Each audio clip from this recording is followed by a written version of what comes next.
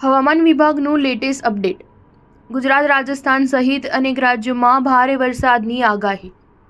ઘણા રાજ્યોએ ઓગસ્ટ મહિનામાં સરેરાશ વરસાદનો આંકડો વટાવી દીધો છે, પરંતુ વરસાદ હજુ પણ ચાલુ જ રહેશે. હરિયાણા, પંજાબ અને ઉત્તરાખંડ સહિત દિલ્હી, યુપીમાં હજુ પણ વરસાદ ચાલુ રહેશે. હવામાન વિભાગે આ અઠવાડિયે પણ વરસાદની રાહત ન મળવાની આગાહી કરી છે. જોઈએ આ અઠવાડિયામાં દેશનું હવામાન કેવું રહેશે. દિલ્હીમાં મંગળવારે ઝાપટા પડ્યા હતા, તેમજ હવામાન વિભાગના જણાવ્યા અનુસાર 14 ઓગસ્ટથી દિલ્હીમાં ફરી એકવાર હવામાન બગડશે. આઈએમડીએ 14 થી 16 ઓગસ્ટ દરમિયાન દિલ્હીમાં વાવાઝોડા સાથે ભારે વરસાદની ચેતવણી જારી કરી છે, તેમજ 3 દિવસ યલો એલર્ટ જારી કર્યું છે. હવામાન એજન્સી અનુસાર આજે હરિયાણા, દિલ્હી, પૂર્વ અને ઉત્તર રાજસ્થાનના ભાગ, મધ્યપ્રદેશ, છત્તીસગઢ, ઉત્તર પ્રદેશ, ઝારખંડ, ઓડિશા, પશ્ચિમ બંગાળ, કેરળ, તમિલનાડુ, આંધ્રપ્રદેશ, લક્ષદ્વીપ, આંદમાન અને નિકોબાર ટાપુઓ, દક્ષિણ કર્ણાટકમાં હળવાથી મધ્યમ વરસાદ સાથે થોડો ભારે વરસાદ થશે, જ્યારે બિહાર, ઝારખંડ,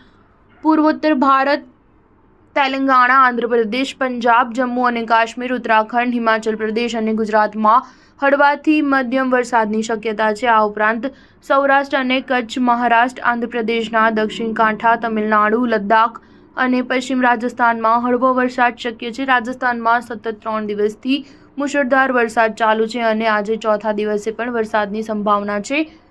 મુશળધાર વરસાદના કારણે 22 લોકોના મોત થયા હતા. બુધવારે ભરતપુર, અજમેર, જયપુર અને કોટા ડિવિઝનમાં ભારેથી અતિભારે વરસાદની ચેતવણી આપવામાં આવી છે. હિમાચલ પ્રદેશમાં વરસાદ, ભૂસ્ખલન અને પૂરના કારણે 213 રસ્તાઓ બંધ છે અને સ્થાનિક હવામાન કચેરીએ 19 ઓગસ્ટ સુધી રાજ્યના હવામાન વિભાગે રાજ્યના વિવિધ ભાગોમાં ભારે વરસાદ માટે યલો એલર્ટ પણ જારી કર્યું છે. સ્ટાર ન્યૂઝ 7 હંમેશા સચ્ચાઈની સાથે.